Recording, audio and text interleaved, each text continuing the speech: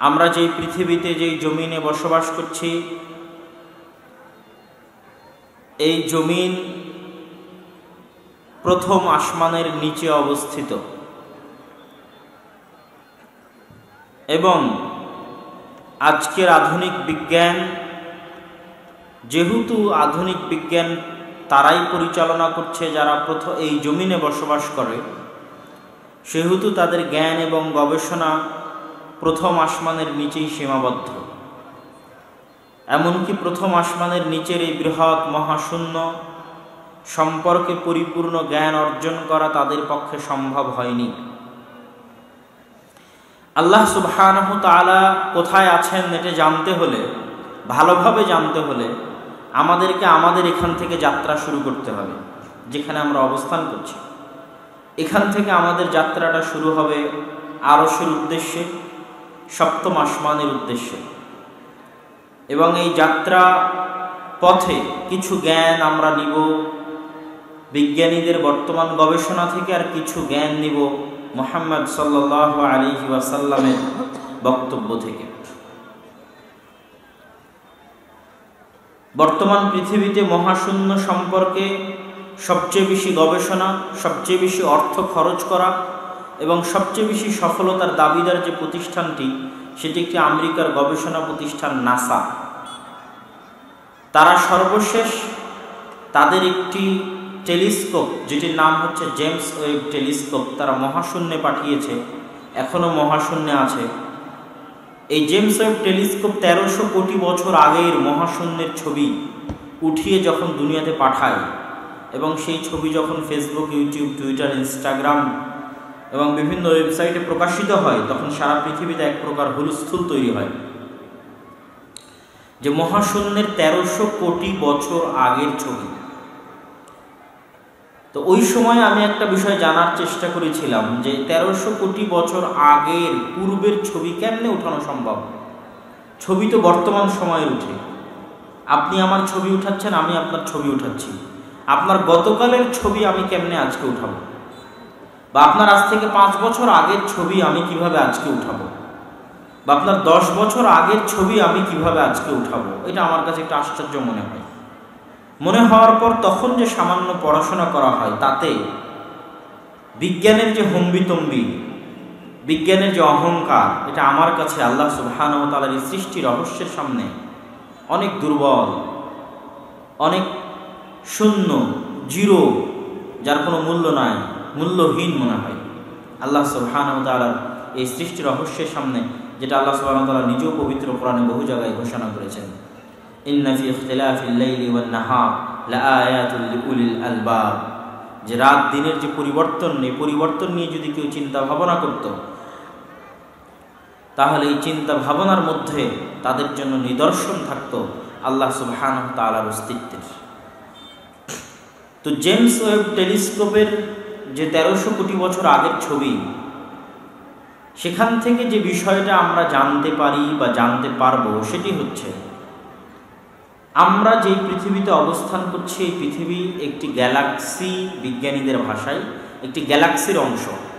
Galaxy কাকে বলে? এরকম কয়েক লক্ষ পৃথিবী দিয়ে একটা গ্যালাক্সি গঠিত হয়ে আছে। যেমন পৃথিবীর মতো আরেকটা গ্রহ বৃহস্পতি, পৃথিবীর মতো আরেকটা গ্রহ মঙ্গল, পৃথিবীর মতো আরেকটা গ্রহ বুধ, পৃথিবীর মতো আরেকটা গ্রহ শুক্র, এরকম কয়েক লক্ষ কোটি গ্রহ দিয়ে একটি গ্যালাক্সি। আর এই গ্যালাক্সির কেন্দ্রে আছে সূর্য। সূর্যকে কেন্দ্র করে আমরা যে গ্যালাক্সিতে বসবাস করছি, আমাদের পৃথিবী যে গ্যালাক্সিতে আছে, এই গ্যালাক্সিটা ঘূর্ণায়মান। তো আমার আগের যেটা নলেজ ছিল যে সম্ভবত আমাদের যেই গ্যালাক্সি বা যে আমরা যে সমস্ত গ্রহের নামগুলো জানি, এটাই হয়তো পৃথিবীর শেষ, এবং বিজ্ঞানীরা হয়তো আবিষ্কার করে ফেলেছে পৃথিবীর আয়তন বা এই মহাশূন্যের আয়তন, হয়তো সব নলেজ তারা অর্জন করে ফেলেছে। কিন্তু যেটা জানলাম যে আমরা যে গ্যালাক্সিতে বসবাস করছি, এই গ্যালাক্সির বাইরে বের হলে এরকম লক্ষ কোটি গ্যালাক্সি আছে, যেই লক্ষ কোটি গ্যালাক্সির মধ্যে এরকম লক্ষ কোটি পৃথিবী আছে, এবং এরকম কত লক্ষ কোটি গ্যালাক্সি মহাশূন্যে আছে, সেটা এখনো বিজ্ঞানীদের পক্ষে গণনা করা সম্ভব হয়নি। তাহলে আমাদের পৃথিবী যেই গ্যালাক্সির মধ্যে অবস্থান করছে, যেভাবে তারা ছবিতে দেখায় গোলাকার চাকতির মতো, ওই গোলাকার চাকতির মধ্যে যেমন পৃথিবীর মতো আর এরকম লক্ষ কোটি গ্রহ আছে, ওই গ্যালাক্সির বাইরে বের হলে ওই চাকতির মতো ঘূর্ণায়মান এরকম আরো লক্ষ কোটি গ্যালাক্সি আছে। যেই লক্ষ কোটি গ্যালাক্সির মধ্যে এরকম লক্ষ কোটি পৃথিবীর মতো, পৃথিবীর চেয়ে কয়েক গুণ বড়, 10 গুণ, 15 গুণ, 20 গুণ বড় এরকম লক্ষ কোটি গ্রহ আছে। তাহলে কি দাঁড়াচ্ছে, আজকে আমরা উপরে তাকালে যে মহাশূন্য দেখি, এই মহাশূন্যের কোনো এরিয়া, কোনো মাপ, কোনো শেষ সীমানা বিজ্ঞানীদের পক্ষে নির্ধারণ করা সম্ভব হয়নি। জেমস ওয়েব টেলিস্কোপ 1300 কোটি বছর আগের ছবি পাঠিয়েছে। কিভাবে? পৃথিবীর সবচেয়ে গতিশীল জিনিস হচ্ছে আলো, সবচেয়ে গতিশীল, যেটা প্রতি সেকেন্ডে 3 লক্ষ কিলোমিটার গতিতে চলে। আমরা রাজশাহী নওদাপাড়া থেকে, ডাঙ্গিপাড়া থেকে এই পর্যন্ত আসলাম, ফাঁকা রাস্তায় গাড়ি 120, 130, 140 পর্যন্ত চলেছে। তাহলে আমাদের এই গতিবেগটা হচ্ছে ঘন্টায় 140 কিলোমিটার। এবং আমাদের ট্রেন বলেন, বিমান বলেন, যা বলেন সব কিছুর গতিবেগ মাপা হয় ঘন্টায়। আর আলো চলে সেকেন্ডে 3 লক্ষ কিলোমিটার। তাহলে মিনিটে কত চলতে পারে এবং ঘন্টায় কত চলতে পারে, এটা আপনি কেমনে বুঝবেন? এই লাইটটা অন করা মাত্রই আমার পর্যন্ত আলো আসতে সময় নেয়নি কিন্তু, অথচ আলো তো ওখানে জ্বলেছে। তাহলে ওখানে জ্বললে আমার পর্যন্ত আলো আসতে সময় নেওয়া উচিত নয়? সময় নেয়নি কেন? ওই আলোর গতি এত বেশি যে সে সেকেন্ডে 3 লক্ষ কিলোমিটার চলে। মানে আপনার টর্চ লাইটে আলো জ্বললেই সে সীমানা পর্যন্ত চলে যায়। আপনাদের বাড়িতে যে টর্চ লাইট আছে, রাত্রেবেলা যেটা হাতে নিয়ে বের হন, তো অন করলে ওর শেষ সীমা পর্যন্ত চলে যায়। কিভাবে? ওর গতি ঘন্টায় 3 লক্ষ, সেকেন্ডে 3 লক্ষ কিলোমিটার। তাহলে মিনিটে কত লক্ষ কিলোমিটার চলে আর ঘন্টায় কত লক্ষ কিলোমিটার চলে? এখন প্রশ্ন হচ্ছে, আমাদের চোখে আল্লাহ সুবহানাহু ওয়া তাআলা যেই দেখার শক্তি দিয়েছেন, এই দেখার শক্তিটা আলো ছাড়া কোনোদিন দেখা সম্ভব নয়।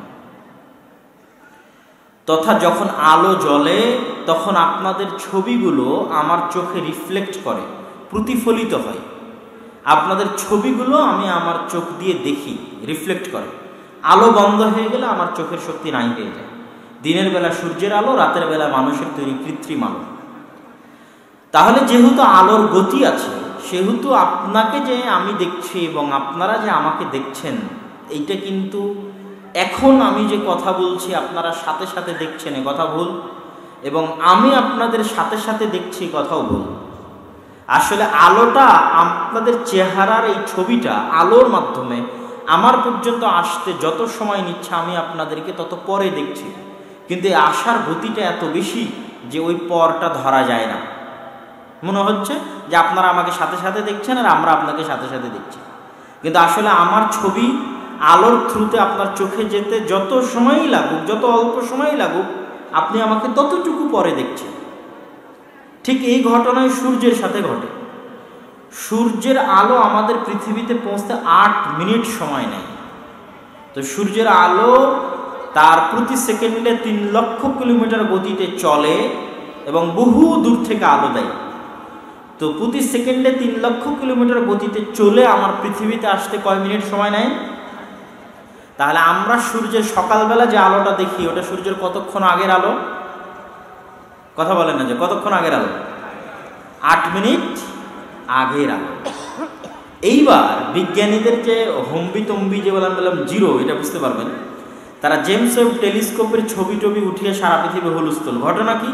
তারা অনেক শক্তিশালী একটা ক্যামেরা তৈরি করেছে। এই ক্যামেরাটা অনেক শক্তিশালী মেশিনের মাধ্যমে পৃথিবী থেকে কয়েক লক্ষ কিলোমিটার উপরে পাঠিয়েছে। উপরে পাঠিয়ে ওই ক্যামেরা বহু দূর পর্যন্ত ছবি তুলতে পারে। তো ওই ক্যামেরাটা কত দূর পর্যন্ত ছবি তুলতে সক্ষম হয়েছে? আলো তার গতিতে 1300 কোটি বছর পথ চললে যত দূর যাবে, তত দূরের ছবি তুলতে সক্ষম হয়েছে। আলো তার নিজ গতিতে চললে, 1300 কোটি বছর চললে যত দূর যাবে, তত দূরের ছবি তুলতে সক্ষম হয়েছে। তাহলে অত দূরের যেই ছবিটা তারা ধারণ করতেছে, ওই ছবিটা আমার পর্যন্ত আসতে কত বছর সময় নিত? 1300 কোটি বছর সময় নিত।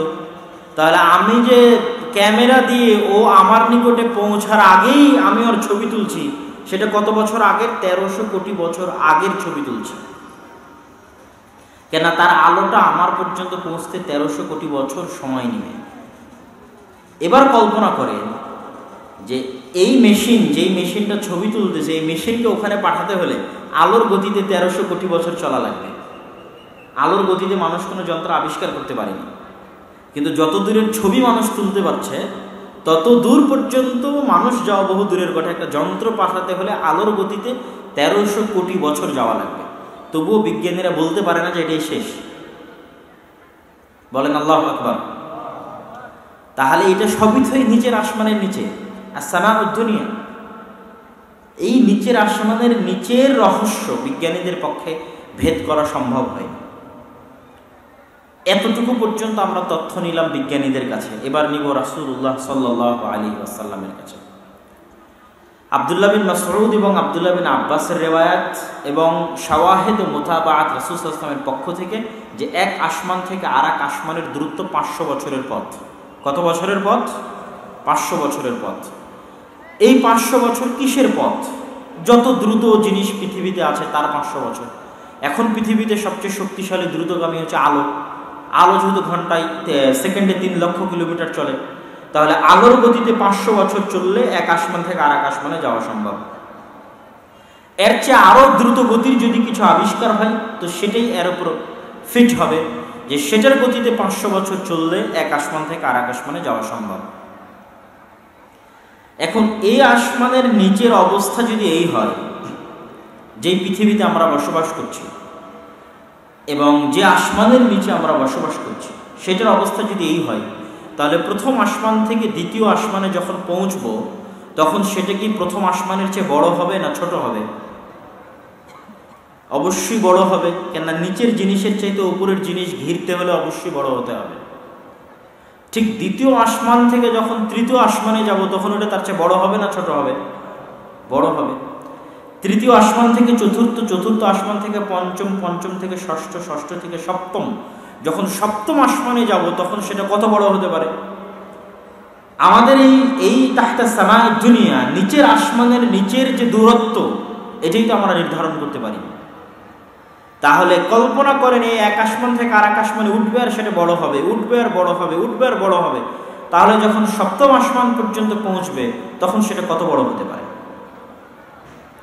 এবার সপ্তম আসমানের উপরে আছে আল্লাহ সুবহানাহু ওয়া তাআলার কুরসি, যেটার কথা আল্লাহ সুবহানাহু ওয়া তাআলা পবিত্র কোরআন মাজিদে বলেছেন, ওয়াসিআ কুরসিয়্যুহুস সামাওয়াতি ওয়াল আরজ, আয়াতুল কুরসি, যেটা কোরআনের সবচেয়ে মহান আয়াত। কেন? ওই আয়াতে আল্লাহর কুরসির বর্ণনা আছে। আয়াতুল কুরসি, ওয়াসিআ কুরসিয়্যুহুস সামাওয়াতি ওয়াল আরজ, আল্লাহ সুবহানাহু ওয়া তাআলার কুরসি এই সমগ্র আসমান এবং সমগ্র জমিনকে ঘিরে আছে। কিভাবে আল্লাহ সুবহানাহু ওয়া তাআলার কুরসি এই 7 আসমান এবং 7 জমিনকে ঘিরে আছে তার বর্ণনা আবু যার গিফারী রাদিয়াল্লাহু তাআলা আনহু একটি হাদিসে দিয়েছেন।